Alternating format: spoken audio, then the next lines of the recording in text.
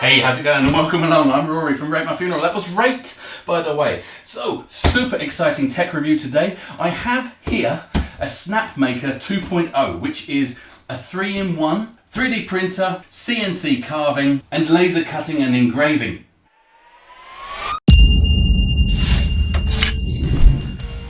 And this one was sent to me by box.co.uk, so make sure you do check out the description for a link on where you can pick one of these up. But I'm all set. Today you can call me Rory 3 cameras, because I have you, and I have you. So in theory you should be able to see everything about this as I go through and open it. As always, I don't know very much about it. I've purposefully not looked into it too much. I know that it can do those 3 functions, the 3D printing, the laser engraving, and the CNC carving. I know it can do that.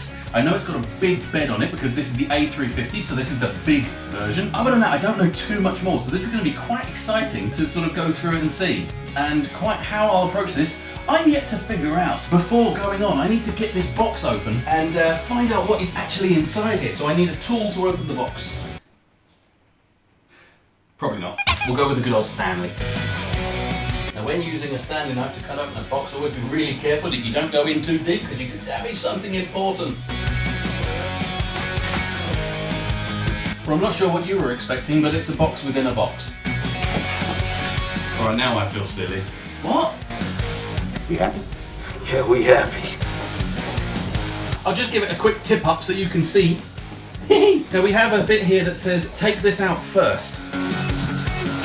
And we have here a quick start guide, which as you can imagine is quite thick because this looks like quite a complex piece of machinery. I've just found a second to take this out first. Now come on, you cannot have 2 things that are take this out first. That's just silly.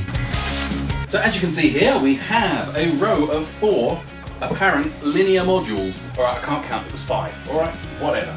But now under here we have some other boxes. So we have tool heads, tools and accessories, 3D printing and filament. It comes with filament. Woohoo! Power module, touchscreen and controller. Nice! This is a row of boxes on top of another row of boxes. It's just genius. So this row of boxes, we've got a big work platform and we've got adapters and brackets and one called cables. And finally, at the very bottom here, we have just a box that says Snapmaker. So we'll find out what's in there when we get to it. That is the box empty, so I'm going to put all the junk away. And my first impressions is that it's boxed incredibly well. Lots of boxes. See what I mean? Lots of little boxes. But it's very nicely organised. I quite like this actually, in all fairness. Not messing around. I really like this kind of method of delivery. It keeps everything very organised. I like it. And I suspect this will help greatly in terms of the assembly of this unit, which I'm getting a little bit nervous about. But let's start. Let's just do it. So it comes with this rather tasty quick start guide, which is really nice quality. I have the same kind of feeling as when I unboxed my Prusa and built that, in the terms of receiving a nice manual with details and stuff, which you don't often get anymore. I quite like this. I like having the physical thing as well as a digital one, but I like the physical one. But yeah, so that's our quick start guide. Yeah, it's a bunch of really nice, useful, interesting information in there. And also where to start. So I'm just going to go ahead and start putting this all together, following the guide, and see how I get on.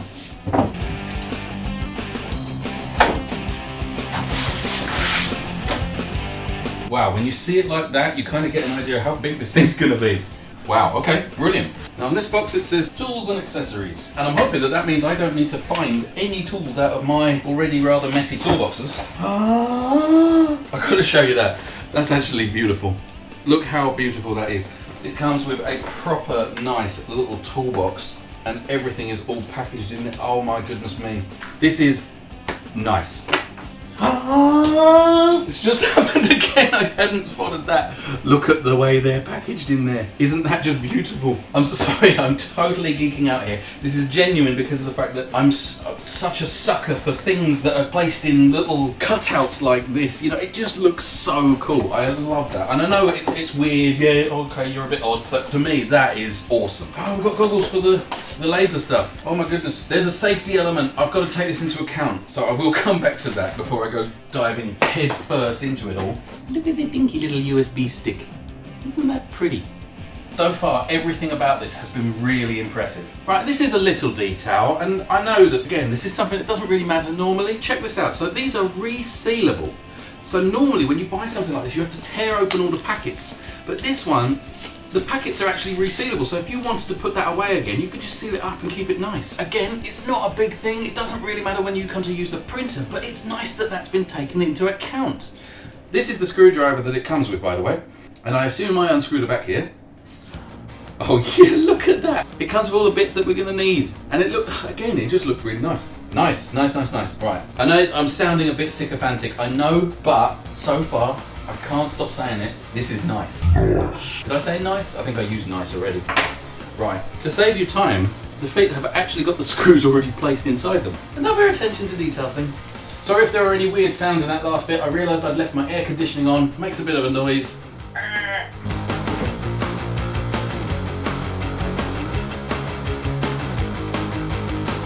Right, let's have a look at one of these linear modules. Oh, we've got this big chunk of metal. Oh. That would do some damage if you hit someone with it. I don't know if they're all the same. I assume they are. It's got a cable coming out of the back of it, so it's somehow, it's not just a piece of metal, it's a little bit clever. I'm guessing then the steppers are inside there. Please hold the linear module carefully to prevent them from falling, okay? So I need to get two out, apparently.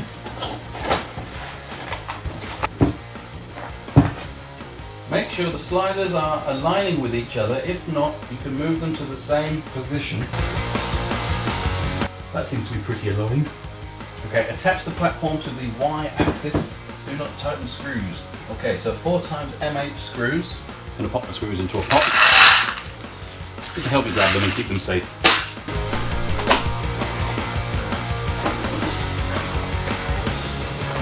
I've got to attach these to these. That looks like there is a specific way forward.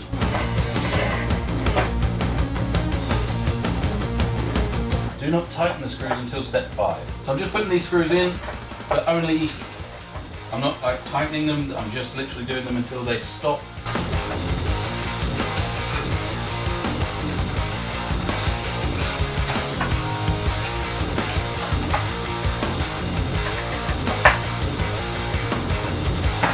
Okay, they're on but still loose. Now we've got to attach this big spicy boy onto it. Make sure I'm going the right way. So the big hole is going with the cables at the back. We need to put a lot of screws. There's 16 screws. Jeez, it's going to be something like that, I reckon.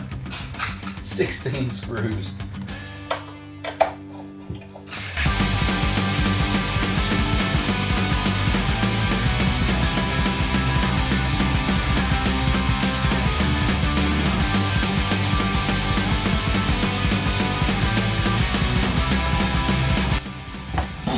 Okay, that's how I've done. It says here make sure that they're perfectly aligned within the grooves, which they appear to be. Good. Number 5, tighten the screws on the axis sliders. Okay, so right, we've got to flip it back over again. And then we need to slide it then until we can see. Sorry, this isn't really the most exciting part of this, is it really?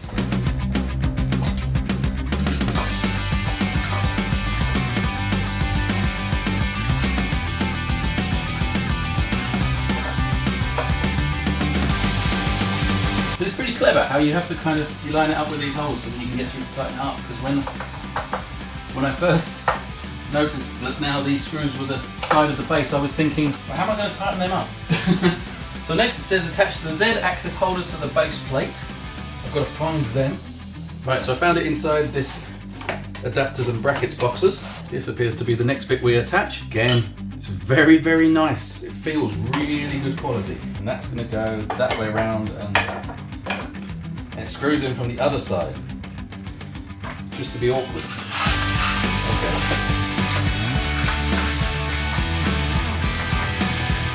Right, touch screen holder.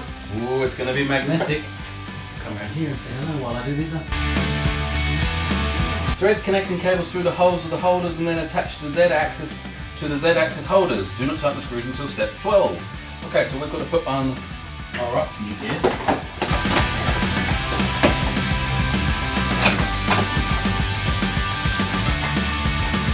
So that goes.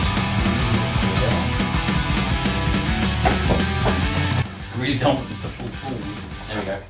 Right, we got one in. We're safe. We're safe. So there's a big difference between doing this one and the guider, the flash forward guider 2 that Box sent me before. Because obviously that one I took out of the box, I attached the reel holder, and I pressed print, and it was giving me some really impressive prints.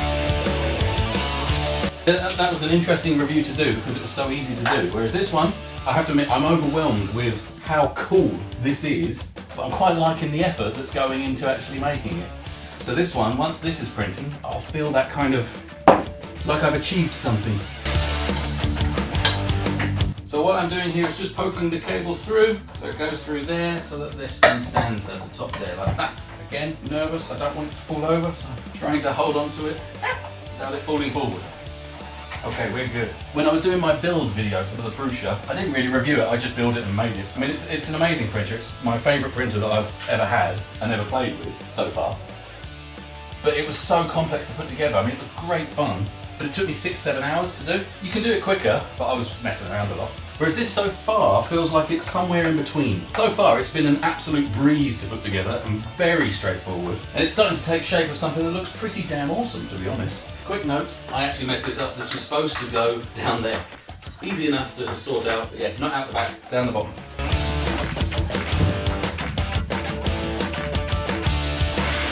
In the midline direction, manually move the platform to the position as illustrated. So right to the front.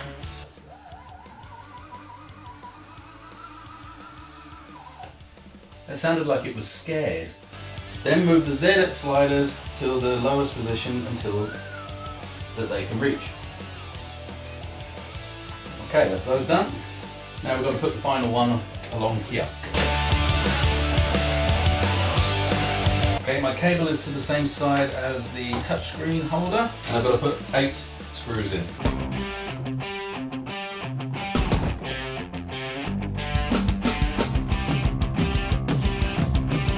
Now I have to go around and tighten up all the other screws that I left loose earlier. Put your hands at each end of the linear module and then move the X-axis until you're at the top.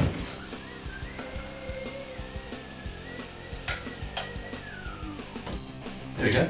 Locate the Y conversion cable and Y-axis cables as illustrated. Connect them to the converter. Converter, eh? I think this is what it's referring to. Ooh, interesting. Double.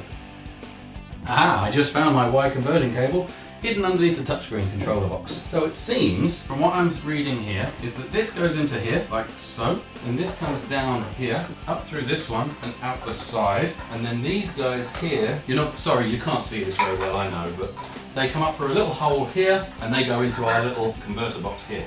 I'm going to make sure everything's all round the right way. So you're going to be like that, and you're going to be like that. Then I've got to pop some long old screws into the back of that. So now we've ended up with this kind of situation where our cables are all coming in sort of nicely underneath. It's good. Okay, we're now looking to bring in the stuff from the side. I've got to have it still just slightly off the table here. So Z in the same way comes off the side here, coming up this way, and in here. And this one this way, and then in here. And the same dealio with the screws.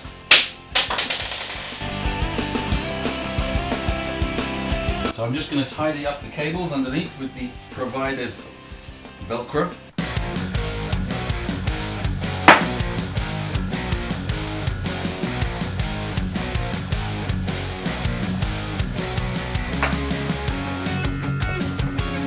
Next we're adding this, which is the controller, and yeah, it's pretty cool. We've got all dust caps for each of the connectors. All feels very nice. They're linked so you don't lose them. Nice, very good. Just got to figure out now where it goes on the side here.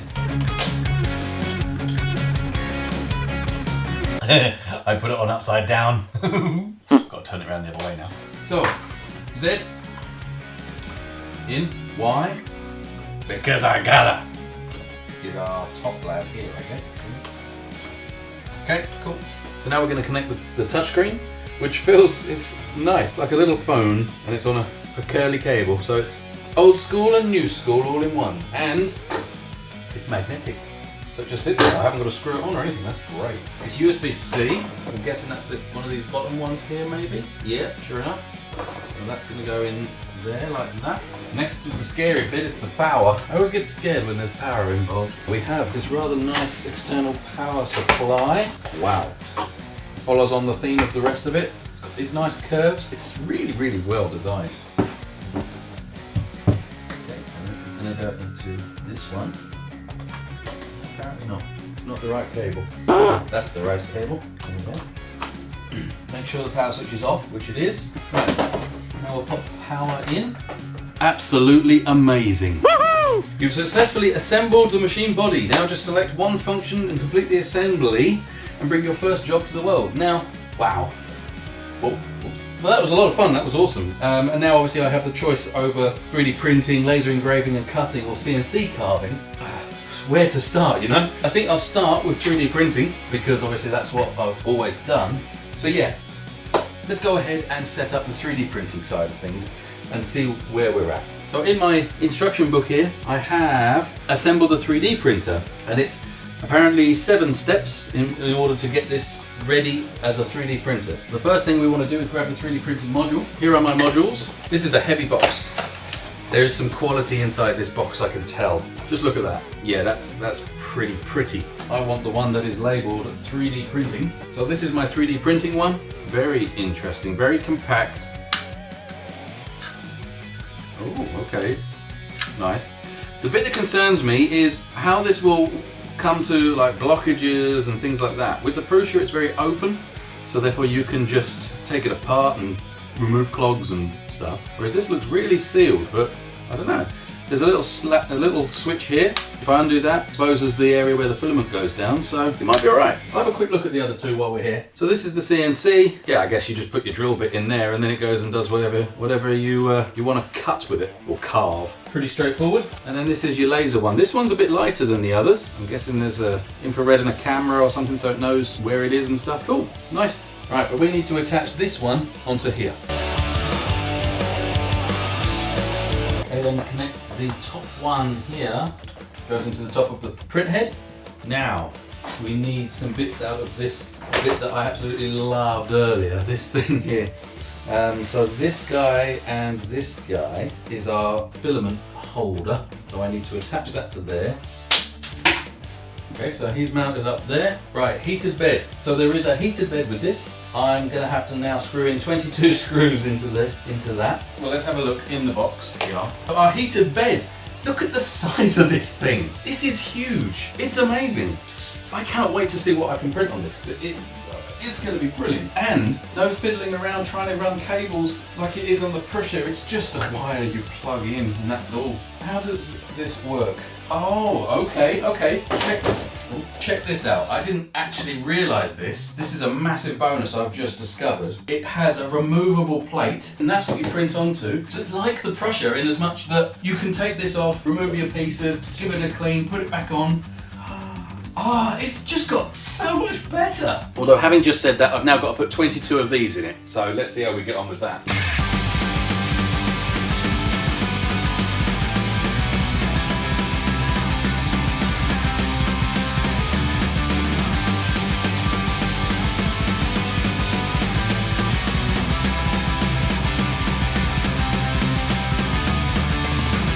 And done. Okay, so that was a bit of effort. Right, what is next? Make sure the heated bed is clean and there isn't any dust before you place the print sheet. Looks pretty good to me. And just to be sure, we'll just give it a real quick clean with some alcohol. And we'll pop the bed back on. That's very magnetic. I'm going to do the same again. Give it a quick once over, make sure it's not got any grease or anything on it. Lovely job. Okay, heated bed goes into next one up from the power. There we go. Final step. So there's just this little clip here that we put up the top here to hold this cable in place. Something like this. We are good to go. So I've moved the cameras around just a little bit just so to give us a slightly different view. Ignore this very Heath Robertson camera setup here, but to give a view of the printer from this side, and hopefully you can see it from this side, but you can also see this screen here. Hopefully you can see everything, and that's the important point because we are about to press the on button. lights on the front of that. I didn't know that. Move that back so you can see it a bit. This is kicking in.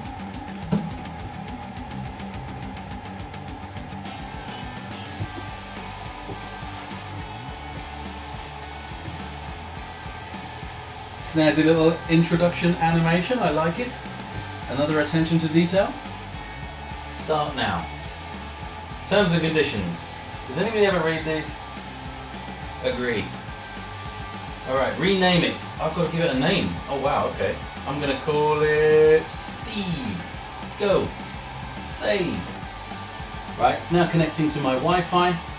Safety instruction. Do not touch the nozzle or heated bed when the machine is printing. Go. Get started. Calibrate the bed. The module will probe the bed. Auto leveling is processed. Follow the quick start guide to get a proper Z offset, then save the settings.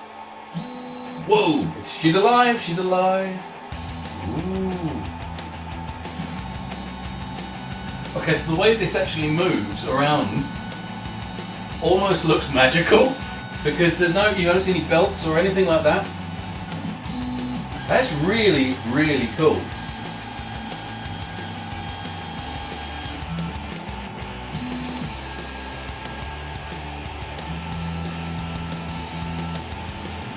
Okay, it says about placing a calibration card. Now, in all honesty, I cannot find in any of this lot a calibration card, but it does say you can use a piece of A4 paper, so I'll do that. Manually calibrate the Z offset for the last point. Keep adjusting the height of the nozzle up and down until there's a slight resistance, and then save it.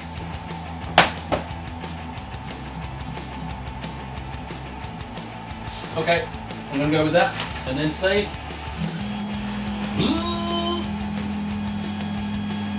Load filament. We have preset target nozzle temperature. For our provider filament will be heated to its target. Follow the quick start guide. Okay, we have Snapmaker branded filament here. Excellent. To be fair, I was expecting some generic thing, but no. This is the real deal. Untangly dangly. And I've just snipped the end off. That sounds painful, right? Be very careful never to release that. Never ever drop your filament, because it will go on here, it will go underneath, no matter how hard you try, it will go underneath. And then when you're printing, it will get caught. We're going to tap start. Please set up the nozzle temperature before 200. That is heating up, so I will leave that to do that for a minute. We now have load and unload options, so I'm going to go ahead and poke that in there, and I'm going to press load. And sure enough, I can feel it's taking it, and we're just waiting for it to pop out of the bottom here. Here it is. Oh. Okay, so I'm happy with that. I'm going to pop that off there, and I'm going to press done. Awesome! You've successfully completed the initial setup for 3D printing. You can prepare the G-code using the Snapmaker Luben to start your first job. Got it. Make something wonderful. I'm not going to go fully into the software at this time in this video. It's already far too much that I'm trying to cover as it is. Super quickly, I installed the software, I dropped in an STL file for the Benchy and converted it to a G-code and wirelessly sent it to the printer. It took minutes. It was super easy. I was genuinely really impressed with how easy the software was to get it to here. I'm now all ready and set to go. I've got a time-lapse set up, so we'll set a 3D print going, get this Benchy printed out and see how it works.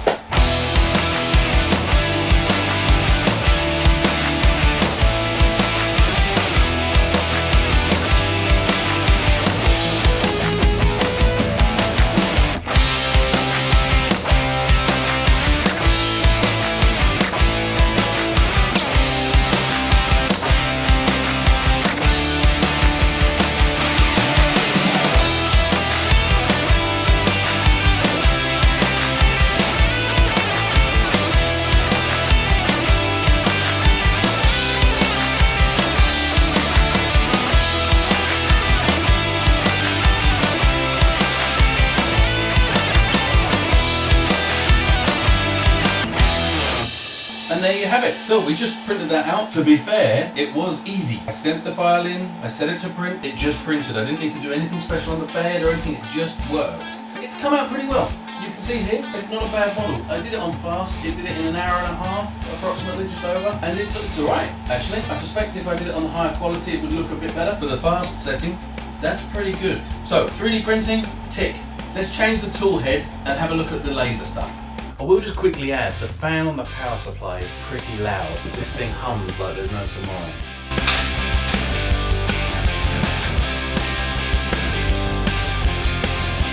Quick look, that is how it looks after a print. Still pretty tidy.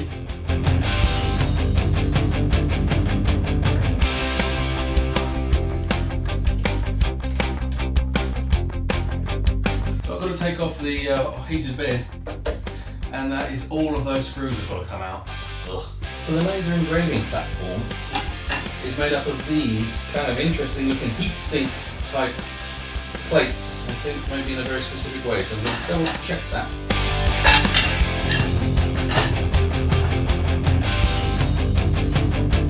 Right, I figured it. It's a slightly different pattern from what's on the manual, and you have to put them in a very specific way, but if you figure it out, it's fairly straightforward. Right, that's got the new bed on there. This bit's already all done, so we're ready to go. Initial setup. I'm wondering, because obviously there's glasses for this, I'm wondering, should I be wearing the glasses at any point? What do you think? Pretty cool, huh? I think it suits me. We're going to switch her on. I have this bit of wood that's come with it. So I guess we need to somehow mount that onto there. Okay, my piece of wood is mounted. Set material thickness, 1.5 millimeters. I assume that's what that is, isn't it? Yep, that's right. I'm going to hit save. Work table height. Before running autofocus, the machine needs to know the height of the work table.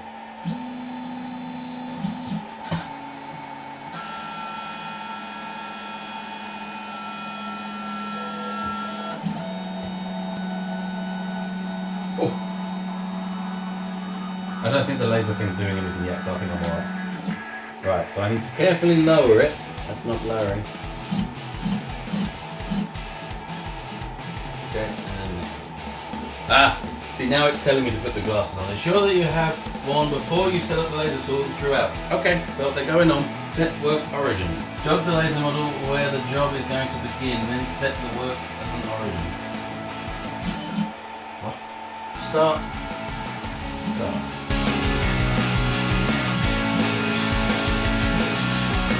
Oh, it's doing it.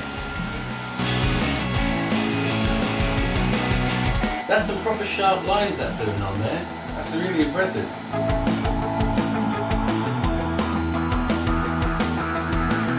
Right, so that's now auto-focused apparently. Camera calibration. So in case you wanted to see that, that's what it made. Nice and sharp, right? Okay, I'll put my piece of white paper on. I don't know what this is going to do now.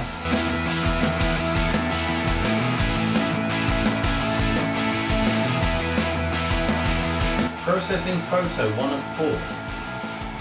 Interesting, interesting. Okay, it's finished its camera calibration. Awesome, you've successfully completed the initial setup. So just like last time, I'm going to go and set something up on the PC, wirelessly send it to this, and then I think we're going to make it out of that piece of wood there.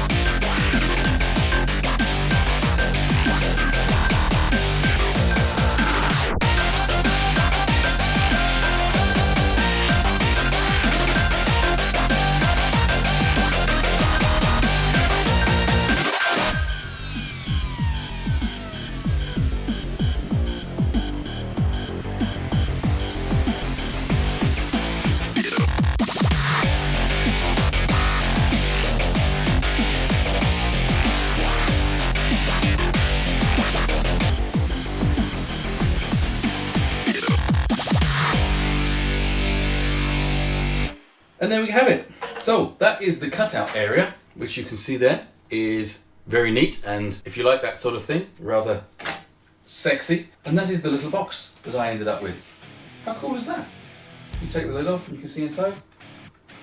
Yeah, it's just an example, it's just the one that comes with it. It was really easy to get to that point. That's the important point. It was very easy to get to that point. So laser side of it Brilliant. So now I'm just going to swap it over and get it onto the CNC engraver. Then we'll run the test project that comes with that, which is a phone holder. That should be fun. Here we go.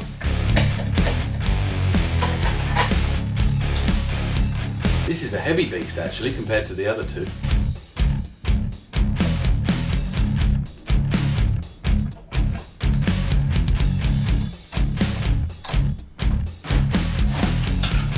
Okay, so the base for this one is once again different. So we've got this wooden base with an awful lot of screw holes in it. I guess I better get this one off and get this one on.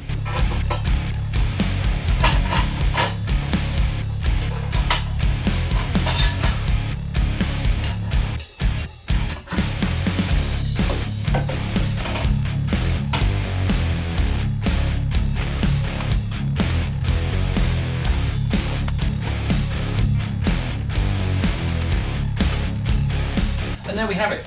That board is now on, so this is now ready. I'll hop into the software, I'll get it doing its thing, and we'll see how we do.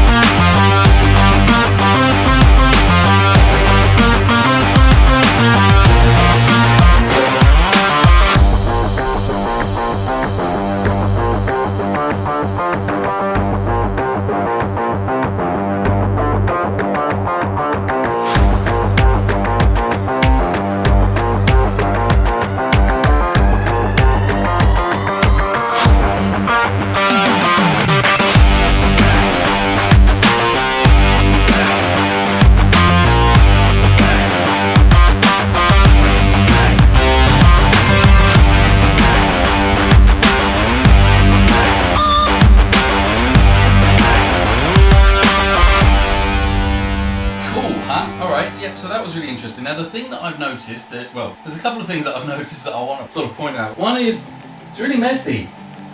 Like there is literally crap everywhere now. I don't know why I didn't think of that. Yeah, it's quite messy. Secondly, is actually, from the fact that there's sawdust in with this dust, suggests that it's actually carved this into the base as well. Which again, I suppose seems a bit obvious now, but again, just wasn't something I thought about. So the more you do this, I figure the more that you're going to start mincing this up. I followed the instructions for the heights and everything. Maybe it's possible to fine tune it so that you really, really barely touch that, but I guess that's the point of this, and I suspect that there's replacements for this at some point. The point is, it's very messy. I kind of need to clean it up. I need to give it a bit of a hoover, but I want to just take it out and have a look. So,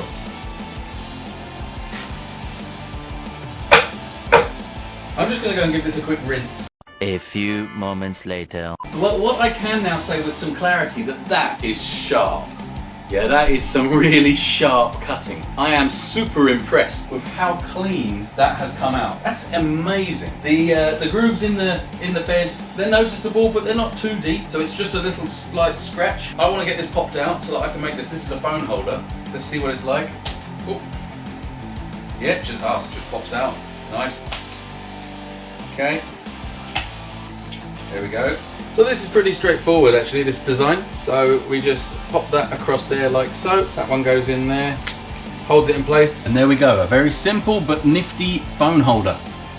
Unfortunately, I can't actually test it right now because this is my phone that I'm getting this camera angle with. So that's really cool, it did the job. And there we have it. That is all three tried and tested and all worked pretty easy. If an idiot like me was able to do these two for the first ever time, I have got no experience with CNC or laser at all. This is literally the first time, and I was able to do the samples super easy. The 3D printing, obviously done loads of that. It's a really good 3D printer. Considering it's capable of this other stuff as well, means it is a seriously impressive piece of kit. Now normally I do 5 things I like, 5 things I don't, but I think we've spent enough time in this video anyway. But a couple of things that I'm not so keen on is the fact that there's quite a lot of assembly between the versions. So if I want to change now to 3D printing, I have to unscrew 20 odd screws, change all of this. It would be nice for it to be kind of quick release mechanisms, because in terms of the cable, it's as simple as unplugging and plugging in, but everything else is screws. And like I say, if it was some form of quick release, for me that would make this absolutely perfect. The only other thing I would probably say would be the sound. The noise, the fan inside the power supply is really loud, and when it's doing stuff, it makes some noise. On a plus side,